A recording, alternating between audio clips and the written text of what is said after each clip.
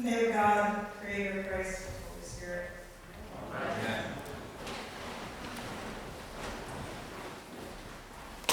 Several years ago, I was driving on the East Coast. I had been in Washington, D.C., and I was headed to North Carolina to visit my parents. I was on Interstate 95 in Virginia, a road surrounded on both sides by lush green trees and little farms. Along the way, I passed a caravan of 5 or 6 cars that grabbed my attention. These were mostly cars that had been equipped with ramps and large back seats where a wheelchair could go. They had license plates and tags to allow them for parking in accessible spots, and they all had big signs in their windows, or painted on the outside of their cars, that kind of paint you use for a Just Married sign. And they all said, "We are the little lobbyists." Now, I had actually heard of this group. It's an organization made up of families who have children with complex medical needs and disabilities. Many of these children are in wheelchairs. Some of them use portable ventilators to breathe. Some have seizures, some are nonverbal. Many of them have had dozens of surgeries and hospitalizations before the age of 5 or 6. These are kids that require an intense amount of care. And together, their families advocate for the kind of medical treatment, specialized services, education, and accessible public spaces that these children need.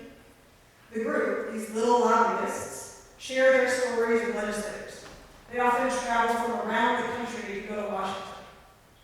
The caravan on the highway that day had just been at the Capitol, and they were heading home. As I passed one of the vans, I glanced over and looked at the driver. She was a woman just a little bit older than me, and I vividly remember the expression on her face.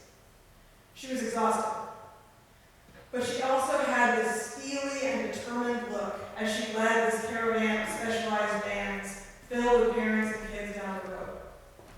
And as I looked over, she glanced up and gave me a smile and a thumbs up, and she pointed to one of the signs in her van windows. I smiled and waved before I drove home. It was only a tiny interaction, but I will never forget that woman and the look on her face as she made that pilgrimage home. And I think of her and her family when I hear today's gospel from Mark. This is, of course, a story about Jesus and his acts of healing. But for me, the true protagonist of the story is the woman who comes to Jesus asking him to heal her daughter. It is her bravery, persistence, and her belief in Jesus' abundant healing power that is the center of our gospel reading today. It is this woman who reminds me of the one in the van on Interstate 95.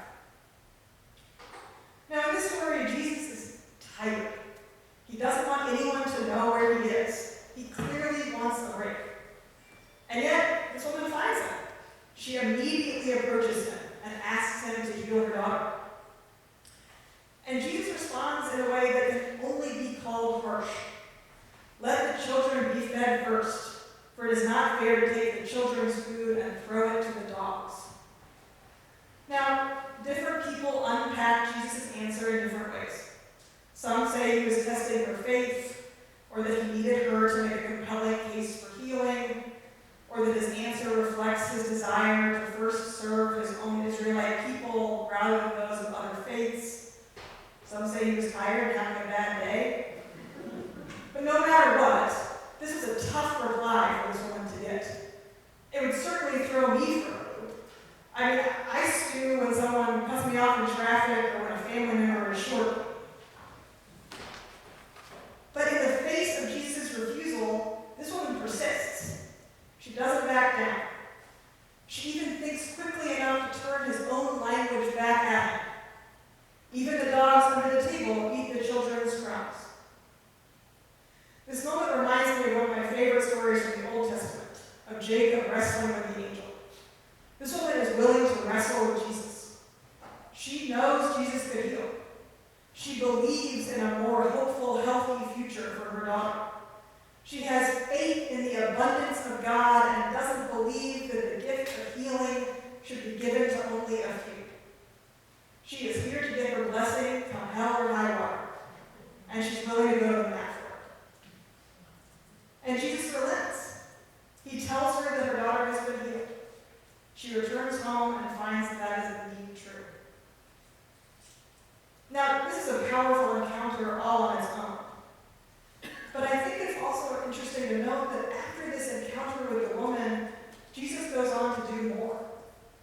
We see in our reading for today that he restores hearing to a man who is deaf. In the next chapters from Mark, he multiplies loaves and fishes and restores sight to a blind man. As I read the story, I imagine an exhausted Jesus, worn down by carrying a heavy load, someone who just needs a break. And I think about the woman who, with such determination and faith, demands and receives healing from her daughter. And I wonder if, in fact, there is some healing in this encounter for Jesus as well. I wonder if the woman's steely faith and her relentless belief in a more hopeful future for her child might have actually revived this tired Messiah. That her response, her request, her faith actually opened him up in a new way. We'll never know. But perhaps this moment, this interaction with this woman, not only results in the healing of her daughter, but also brings new life to Jesus' ministry. I know that in the moments when I'm tired or burned out or fed up with other people, I often think of that woman on the road from Washington, D.C.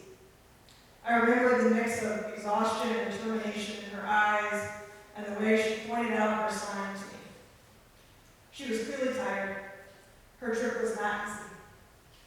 But in that moment, I could see a deep reservoir of something that allowed her to keep going.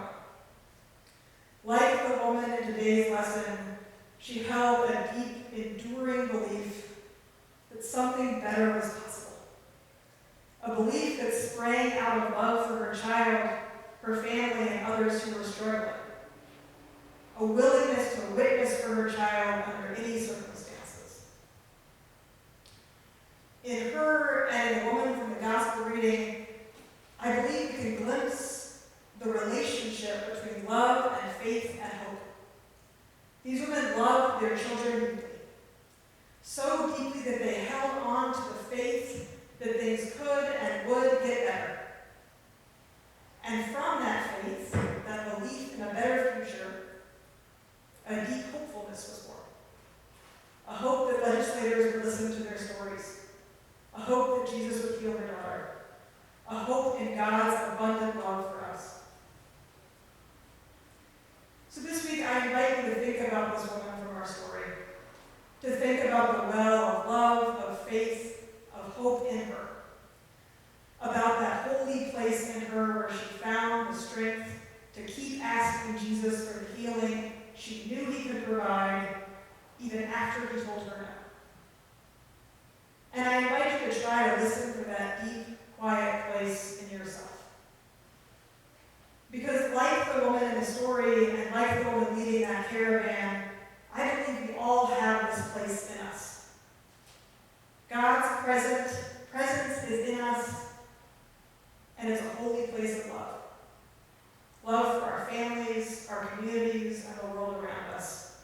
It is a place from which we can draw to remain faithful in the face of the incredible challenges of this world.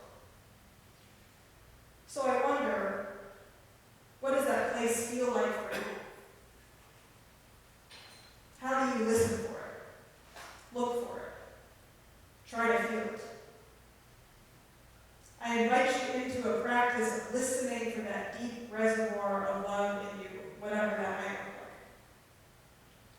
And I invite you to do this with other people, to consider joining one of the spiritual listening groups that will begin this fall at St. John's.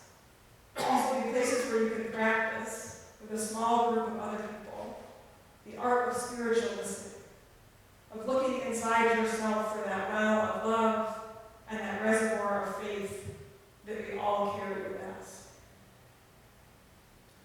And let us pray that we all may both find and be found by the kind of love, hopefulness, and belief in God's abundance that we see in these women. And that through these gifts, we find the healing that we seek.